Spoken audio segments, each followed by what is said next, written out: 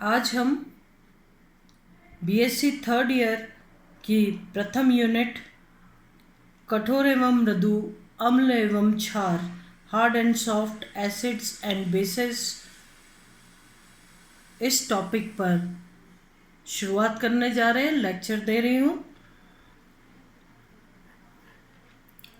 अभी तक आपने जो भी अम्ल और क्षार की बात सुनी थी, यहाँ पर जो हम अम्ल और क्षार की बात कर रहे हैं, ये उपसहसंयोजक यौगिकों के लिए कर रहे हैं। उपसहसंयोजक यौगिक में आप जानते हैं कि धातु आयन जो कि इलेक्ट्रॉन ग्रहण करती हैं, ये धातु आयन अम्ल कहलाती हैं, जबकि लिगेंड्स जो हैं ये इलेक्ट्रॉन देते हैं। जैसा कि आप जानते हैं, बहुत सारे लिगेंड से परिचित होंगे, एमीन, आगे इसके अलावा क्लोराइड, फ्लोराइड, ब्रोमाइड, आयोडाइड, बहुत सारे लिगेंड्स हैं जिनके साथ धातु आयन जुड़ती है और उपसहसंयोजक यौगिक बनाती हैं। इस तरीके से चूँकि धातु आयन इलेक्ट्रॉन्स ग्रहण करती हैं, इसलिए इसे हम अम्ल कहते हैं, जबकि ligand lone pair of electron या इलेक्ट्रॉन का युग्म धातु आयन को दे करके और यौगिक बनाते हैं, उपसहसंयोजक यौगिक बनाते हैं। इसलिए हम लिगेंड्स को क्षार कहते हैं, क्योंकि वो इलेक्ट्रॉन्स धातु आयन को दे करके स्थायी बंध बनाते हैं। कुछ ligand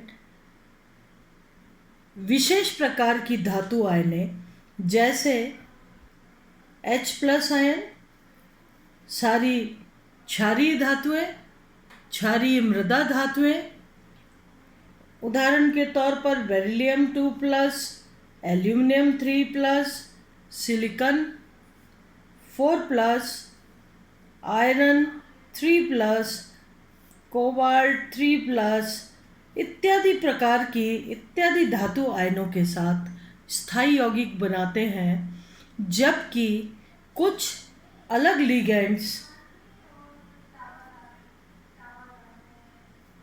palladium 2+, platinum 2+, silver plus और मरकरी 2+, इस टाइप की धातु आयन जो कि भारी धातुएं होती हैं, उनके साथ स्थायी यौगिक बनाते हैं।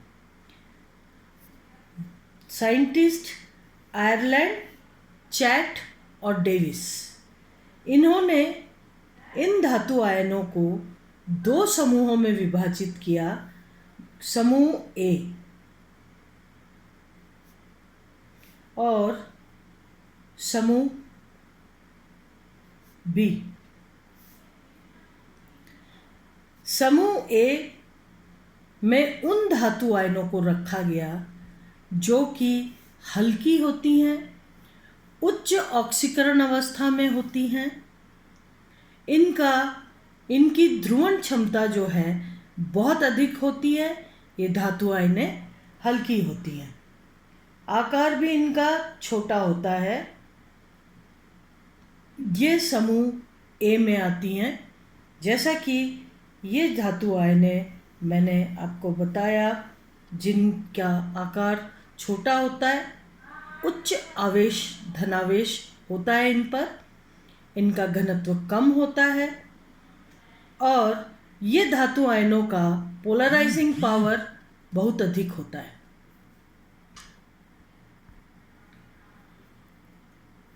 कुछ विशेष लिगेंड्स, जैसे कि अमोनिया, H2O, फ्लोराइड,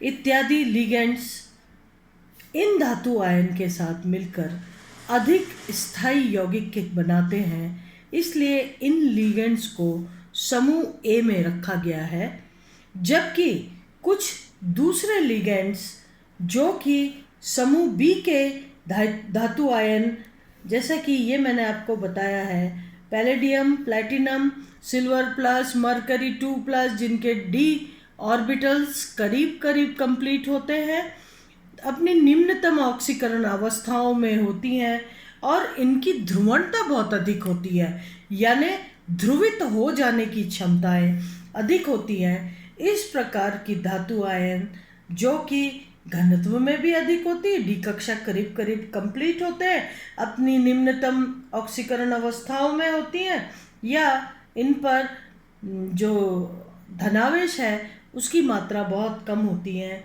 इस प्रकार की धातु आयनों के साथ स्थायी यौगिक बनाने की क्षमता फॉस्फीन्स,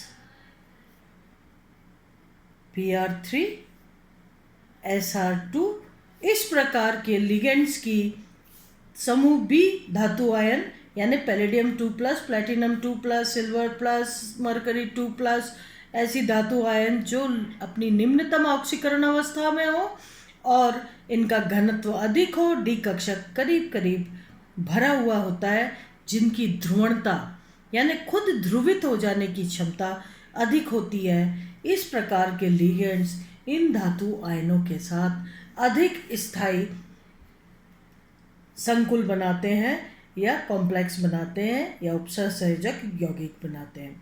अगर वर्गों के आधार पर देखा जाए तो नाइट्रोजन वर्ग जो है, नाइट्रोजन की धातु समूह ए की धातु आयन यानी इन धातु आयनों के साथ नाइट्रोजन की उपसहसंयोजक यौगिक बनाने की क्षमता बहुत होती है, बजाय कि फास्फोरस के, बजाय कि आर्सेनिक के इक्वल टू एंटीमनी। इसी तरीके से अगर ऑक्सीजन समूह को देखा जाए तो ऑक्सीजन की बहुत अधिक क्षमता होती है सल्फर से, या अधिक क्षमता सल्फर से होती है कि समूह ए की धातु आयनों के साथ स्थायी यौगिक बनाए, बजाय कि सिलीनियम इक्वल टू टेल्यूरियम।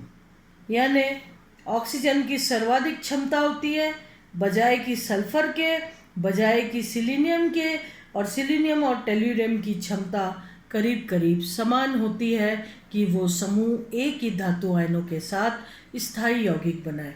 इसी प्रकार से अगर फ्लोरीन समूह या हैलोजन समूह को देखा जाए तो हैलोजन समूह में फ्लोरीन की अधिक क्षमता होती है समूह ए के धातु आयनों के साथ स्थायी यौगिक बनाने की, बजाय कि क्लोरीन के, बजाय कि ब्रोमीन के, बजाय कि आयोडीन के। नाइट्रोजन समूह, then phosphorus, then arsenic, then antimony. Antimony oxygen, sulphur, selenium equal to tellurium. अगर हम उन लिगेंड्स की तरफ देखें जो कि समूह बी की धातु आयनों के साथ अधिक स्थायी यौगिक बनाती हैं, यदि वर्ग के रूप में वर्ग को देखा जाए तो एक वर्ग में नाइट्रोजन समूह में नाइट्रोजन की सबसे कम क्षमता होती है, बजाय कि फास्फोरस के, बजाय कि आर्सेनिक के, बजाय कि एंटीमनी के। इनकी जो समूह बी की धातु आयनों के साथ स्थायी यौगिक बनाने की क्षमता होती है वो नाइट्रोजन की सबसे कम, then phosphorus, then arsenic, then antimony. अगर ऑक्सीजन समूह में देखा जाए तो ऑक्सीजन की क्षमता बहुत कम होती है समूह बी की धातु आयनों के साथ स्थायी यौगिक बनाने की, बजाय कि सल्फर, बजाय कि सिलीनियम, बजाय, और selenium is equal to tellurium. यानी सिलीनियम और टेल्यूरियम की जो क्षमता है समूह बी की धातु आयनों के साथ स्थायी यौगिक बनाने की, वो टेल्यूरियम के करीब करीब बराबर है। यदि हैलोजन समूह में देखा जाए तो फ्लोरीन की क्षमता कम है बजाय क्लोरीन के, बजाय ब्रोमीन के, बजाय आयोडीन की, यानी आयोडीन की समूह बी की धातु आयनों के साथ स्थायी यौगिक बनाने की क्षमता सर्वाधिक है। उससे कम ब्रोमीन की है, उससे कम क्लोरीन की, और फ्लोरीन की समूह बी के धातु आयनों के साथ स्थायी यौगिक बनाने की क्षमताएं सबसे कम है। उसी तरीके से अगर ऑक्सीजन समूह में देखा जाए तो टेल्यूरियम और सिलीनियम की क्षमता समूह बी की धातु आयनों के साथ स्थायी यौगिक बनाने की सर्वाधिक है, उससे कम सल्फर की है और सबसे कम ऑक्सीजन की है। नाइट्रोजन समूह में देखा जाए तो एंटीमनी की सबसे ज़्यादा क्षमता है, फिर आर्सेनिक की, फिर फास्फोरस की और फिर नाइट्रोजन की, जो कि समूह बी के साथ स्थायी यौगिक बनाते हैं। यानी नाइट्रोजन समूह में एंटीमनी जो है सर्वाधिक स्थायी यौगिक बनाता है, जबकि समूह ए में एंटीमनी जो है वो सबसे कम क्षमता रखता है कि समूह ए के धातु आयनों के साथ वो स्थायी यौगिक बनाए। समूह ए की धातु आयनों के साथ स्थायी यौगिक बनाने की क्षमता नाइट्रोजन की सर्वाधिक होती है, then phosphorus, then arsenic, then antimony. इसी तरीके से अगर ऑक्सीजन समूह को देखा जाए तो ऑक्सीजन की सर्वाधिक क्षमता होती है बजाय सल्फर के, बजाय सिलीनियम के, और सिलीनियम और टेल्यूरियम की क्षमताएं करीब करीब बराबर होती है, या इनके यौगिकों का स्थायित्व करीब करीब बराबर होता है। अगर हैलोजन समूह में देखा जाए तो फ्लोरीन सर्वाधिक स्थायी यौगिक बनाता है समूह ए के धातु आयनों के साथ, बजाय क्लोरीन, बजाय ब्रोमीन एंड आयोडीन। इस तरीके से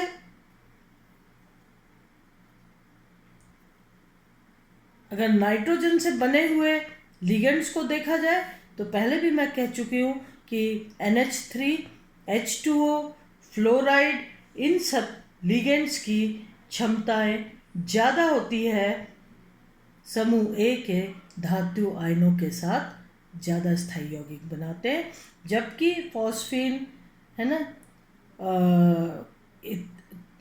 फॉस्फीन है और R3P है, SR2 है, ये सब के सब समूह बी के धातु आयनों के साथ स्थायी यौगिक बनाते हैं।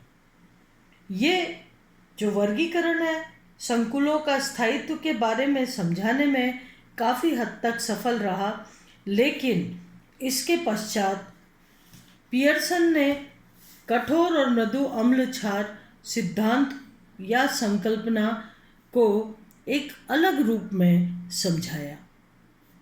आज हम यहीं पे लेक्चर पूरा करते हैं। पियर्सन की कठोर तथा मृदु अम्ल क्षार संकल्पना या Pearson's hard and soft acid base concept और पियर्सन्स HSAB कॉन्सेप्ट हम कल की क्लास में डिस्कस करेंगे। धन्यवाद।